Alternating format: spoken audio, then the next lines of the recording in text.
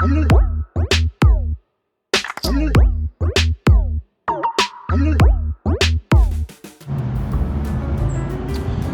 up, Drivetrain? It's Dave. We're here early January. It's kind of cold outside.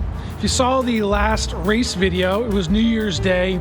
Went down to VMP, caught some laps down there, and I talked about how we made some changes to my daughter's bike. Hopefully that video has already come out, and now we're on to my bikes because I got some new toys in for the season, some new gears, and I want to try and kind of talk about what I'm doing, why I'm doing it, and I don't know, get you guys input on it, and then maybe through the season we'll let you know what I'm doing. So we're gonna go into the shed, get the bikes out, we'll come out here onto the deck, patio, start working.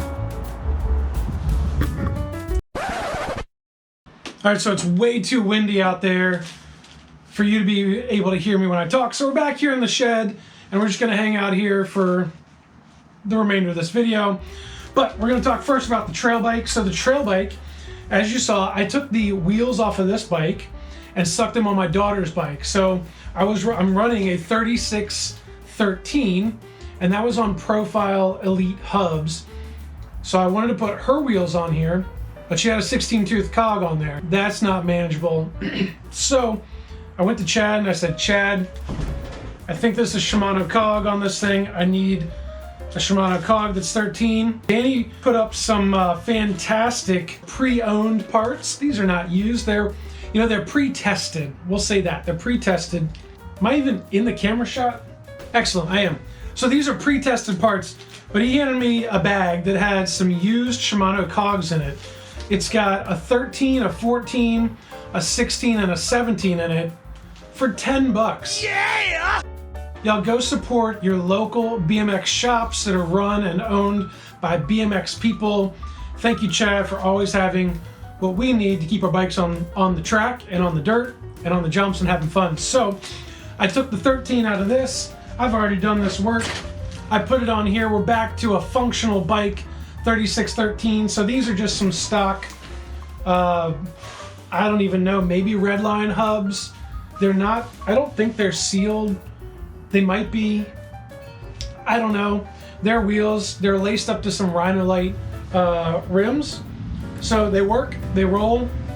This bike's outfitted. I need to adjust the brakes a little bit, but they hit enough to stop, so I'm good with this one. I want to get on to the next one, which is gonna be my 20-inch race bike, because we got some new gears for that. So give me a second.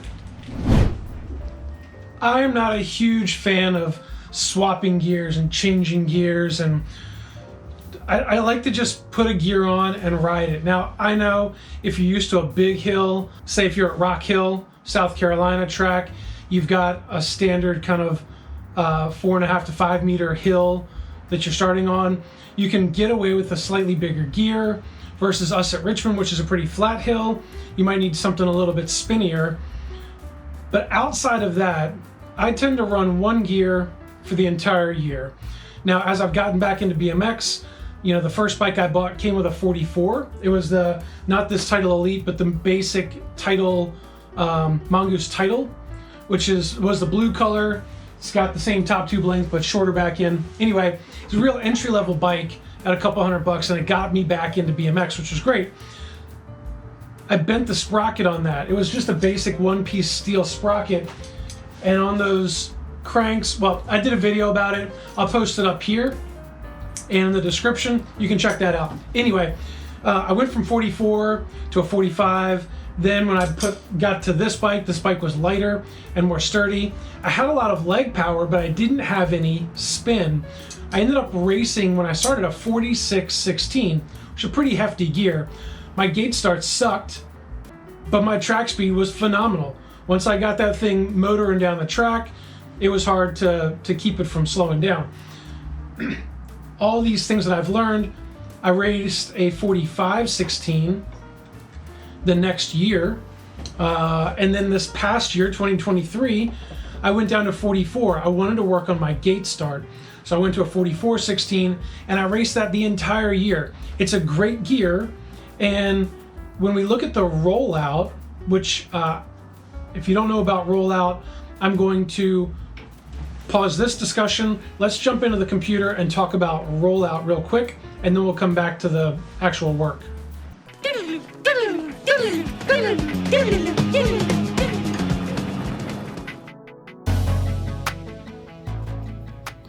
All right, so we're diving into the computer here. We are on BMXUltra.com.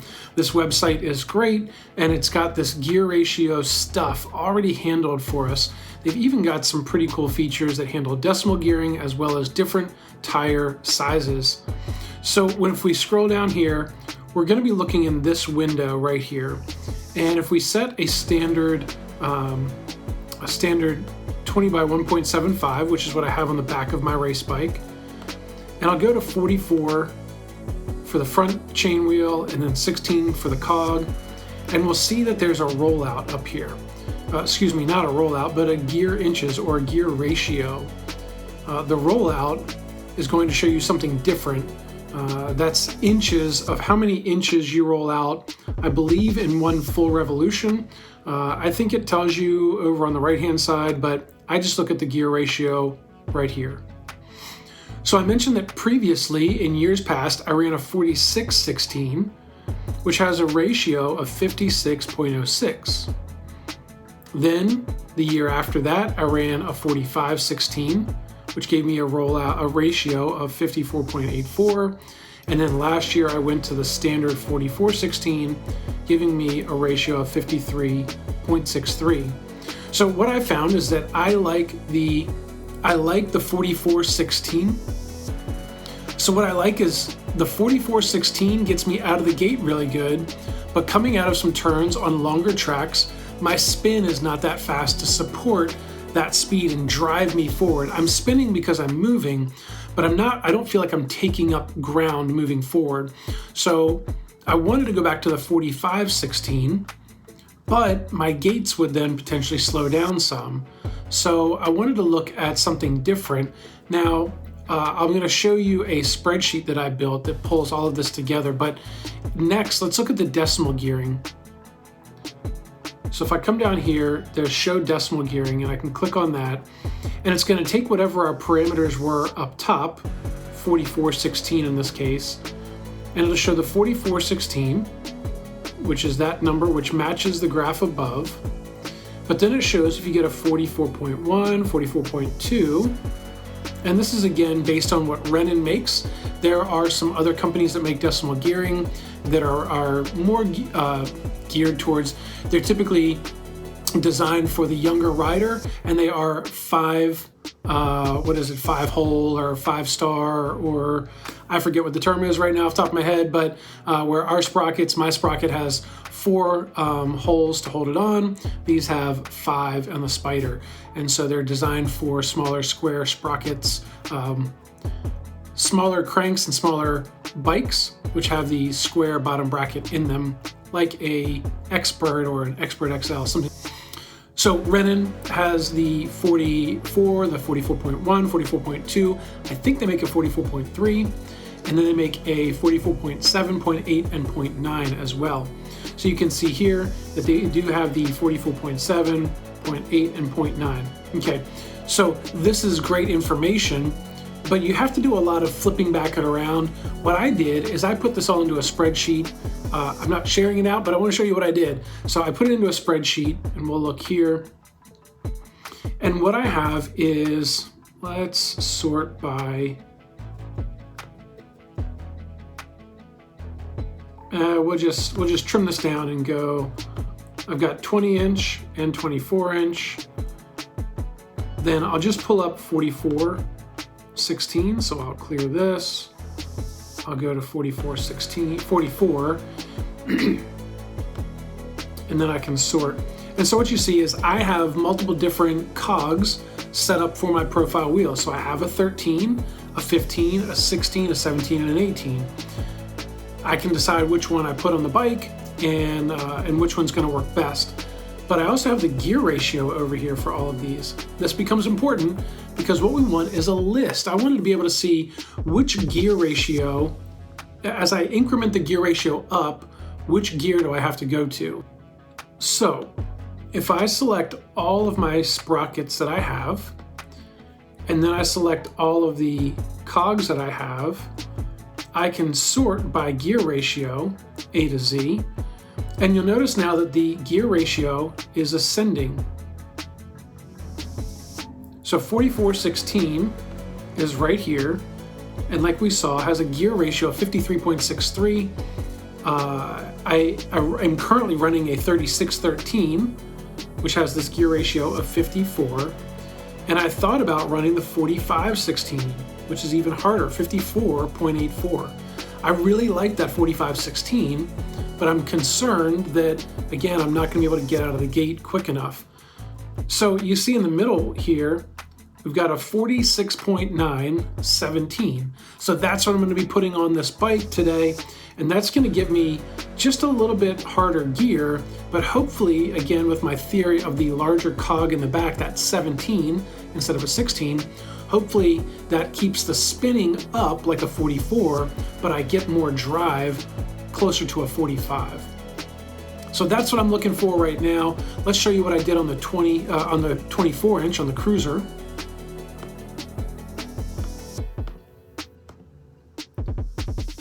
So on the cruiser, I was running a 4118, and that had a 54.67 gear ratio. What I just put on now was a 42.218. It looks like a big jump, but I just rode it at the track. Since I've made this video and jumping in here now to do this part of it, I've actually put that bike together, took it to the track, and that thing feels amazing. The light wheels, the big 18-tooth cog in the back, and just that slightly bigger sprocket gave me the drive that I want, and I can learn how to take the gate, and I think it's gonna snap really, really well. So that seems big though, 56.27 compared to my 20-inch gearing, which you think you could run a bigger gear because a smaller wheel, but that's where I don't understand all the magic behind it. I'm just using this as a tool to help me guide my decisions. I knew that 4118 was too quick and too spinny on that cruiser, so I wanted something bigger than that. If I went with the 16-tooth cog, you can see here, I did run the 3716 in the past. That felt good, but it didn't get me out of the gate. It felt super laggy coming out of the gate. So by jumping up to the 42.2, gives me a big gear ratio, and like I said, it runs great, it spins well, and I feel like I have that drive every pedal that I want, but I think I'll be able to get out of the gate just as well. All right, so that's enough of this geeky spreadsheet data analytics world. Let's jump back to the bike build. Here we go.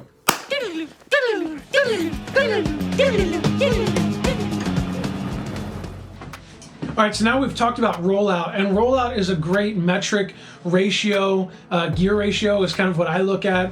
That's a great metric and a tool that we can use to evaluate what we want to do with our gearing. However, there's a caveat, at least I feel like there's a caveat, and it's based on the size of the cog back here on the back wheel. So I've been running 4416. I've also raced 4516. The gear ratio of 44 and 45 puts me right in the middle with this gear, which is a 3613.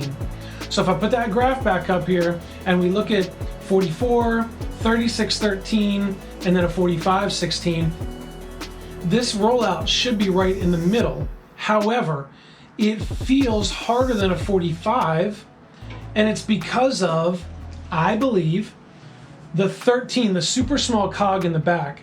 I think having that larger cog and having more rotation, more torque, if you will, having a larger lever arm in the back helps to spin that back wheel better. So what I'm doing is I'm bumping up to a larger gear. I was going to go with a 4717 because, again, if we look at those numbers, the 4717 should line up pretty well. But I wanted to not go that heavy, and so instead what I found was this Renan decimal gear, which is a 46.9, and it's a threaded sprocket. It's threaded sprocket, which I really prefer. The threaded, it just makes me feel more secure that I'm not going to have any of the kind of wobbliness. If you look at these two sprockets, and we'll talk about this one because this is for my cruiser in a minute. If we look at the two sprockets, you'll see how this one is spiked pretty high like a standard sprocket. This one, see how it's a little flatter on top? And what they do is they make the diameter, this part where the chain rests on, higher, but they shrink these, they kind of shave the top end down so that it gets that decimal gearing. There's a lot of voodoo magic involved in it. I don't understand it a bunch, but I'm gonna test this out. My goal and my plan is to run this gearing 46.917 for at least 5 or 6 months out of the year. I want to see how it rides. I want to see how it feels on the gate, different tracks, sprints, jumps. Well, jumps aren't going to matter, but I want to see how it rides on the track. So that's the next thing we're going to do is put this on this bike. So there, it's done. Set in this spot. They're locked in. This 10mm bolt is locked in. So I'm just going to go ahead and loosen these hubs up. Ideally, the brakes can stay where they are, and I might be able to get this out. Yep, there we go. So the brakes are apart. This is going to loosen up a little bit just from taking the chain tension off, but we're just going to drop this wheel off. We're going to swap the rear cog and then the front sprocket. We'll put it back on. We'll see what we need to do with our chain. So I tend to go with the front. I'm going to spin it forward. Shoot, this thing is dusty. That New Year's Day race was a little muddy. A little bit more of the MX back in BMX, if you know what I mean. All right, so this is a Profile Elite. So I'm gonna take this front guy out here. We're just gonna spin this out. Get that cap back in the middle. And then we gotta use a chain tool thing, whatever they call it, to get this off. So I'll bring you down here, take a peek at that. All right, so we're down here in the toolbox. Hopefully my camera person, which is just me and my tripod, can get you down in here. So we gotta find the right cog first. It's a 15, that's a 16.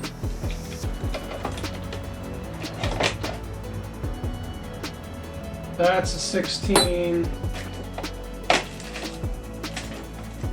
Uh-oh, we got some trouble in Chinatown. Eventually. Got the parts in for the 20-inch. We go ahead and transform how this gear rides. Hopefully, it feels great. Hopefully, you can hear me over the dogs. And it's January. I'm in shorts and a t-shirt right now because Richmond. So we had ice and snow with a snowman. I'll put a picture of our snowman in here. Yep, that was 5 days ago.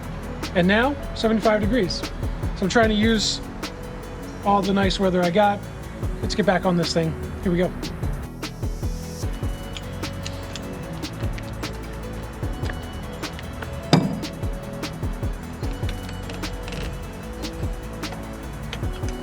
So this bike is gonna get a lot more parts than just what we're doing today. We're just gonna do the gear today because that's what this video is about.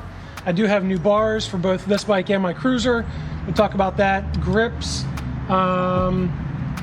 yep, and chains for both bikes because this one's working, but this is kind of gonna be an extra spare chain. I've had to add a couple links into it. Anyway, new chains, new season. That's the goal. Whoa. So, fail, because my cassette is pretty much falling out, so I'll have to reset that in. We'll show you how to do that. And then we gotta switch the cog out, because this is a 13, and we're gonna go to a 17.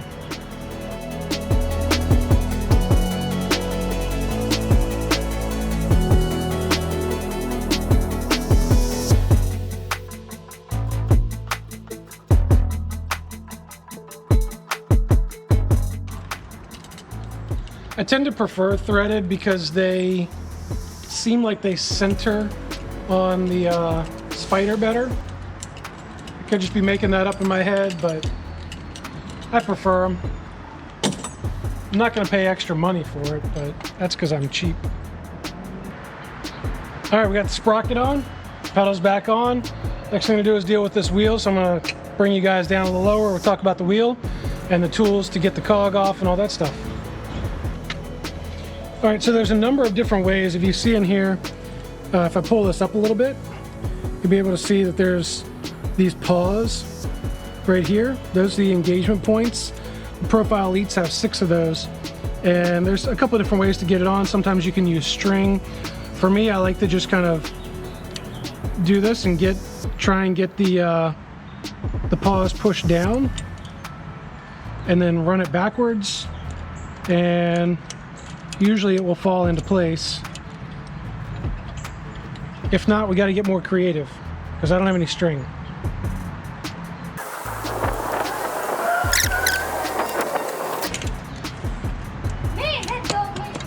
Whew. All right, there we go.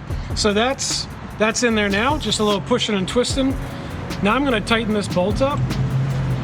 Actually, I'm going to take this bolt out.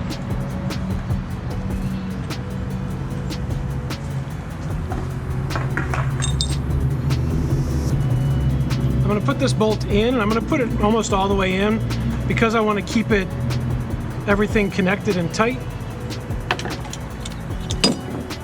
So we'll take 8mm. All right, so this should hold the cog in, so it's not going to come out. All right, here's the tools we need.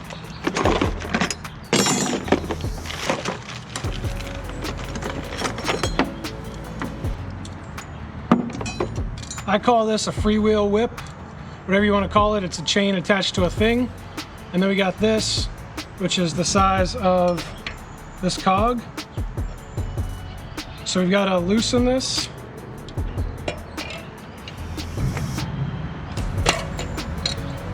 Come on.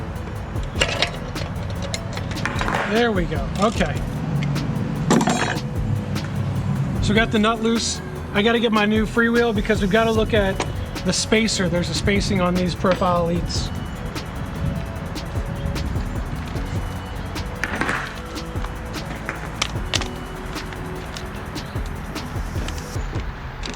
If I haven't said it yet in this video, shout out to Bud Higgins with Rocket BMX, because he is co-sponsoring Vega Racing for parts, and got all these fresh parts in. All right, so when I look at this, here, this one, if you look at it, see how there's a spacer that's built in on this side, and then it's flat on this side. So when I look at this one, it's flat on the outside. When I pull it off, the spacer's on the inside. I just gotta make sure that this one goes back on. Spacer on the inside. That should keep my chain alignment right. Tighten this nut back on.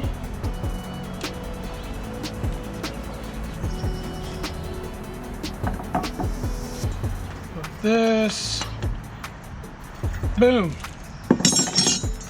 Now I can loosen this bolt back up. Put my chain tensioner on. Remember though, I have not changed my chain tensioners. It's a lot of chaining, but I haven't adjusted those because the hope is to keep my back wheel in the same spot and allow the new chain to set in a similar place with small modifications. All right.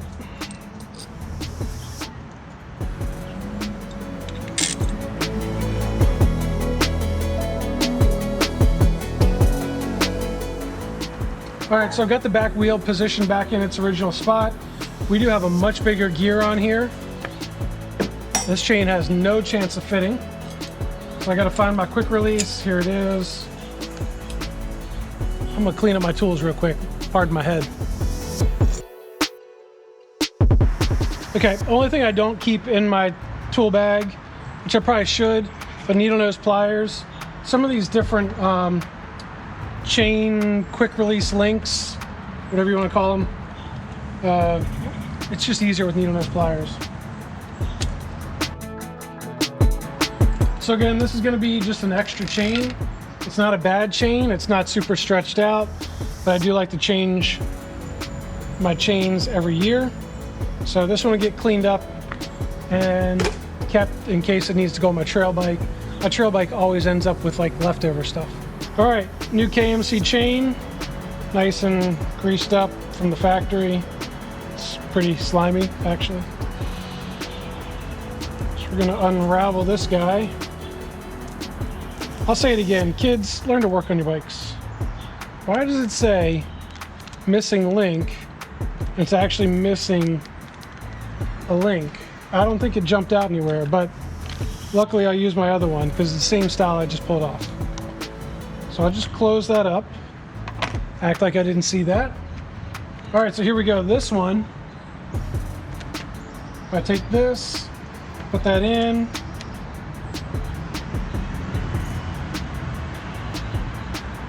All right, so I'm gonna go back about a half link, but I need to take it out.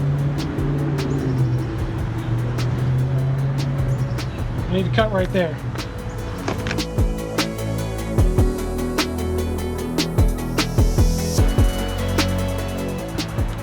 All right, so now we put it on, we put it together. You have to pull them apart, which is usually easiest, I find. Just taking needle nose pliers, I stick it in here and kind of start to spread it apart. And you'll hear it lock in place. As you ride it, it's gonna stretch it out as well. Now what we do is take the slack out of the chain because, well, that's an issue. Pull the back wheel back and take it for a ride. Well, reset the brakes too.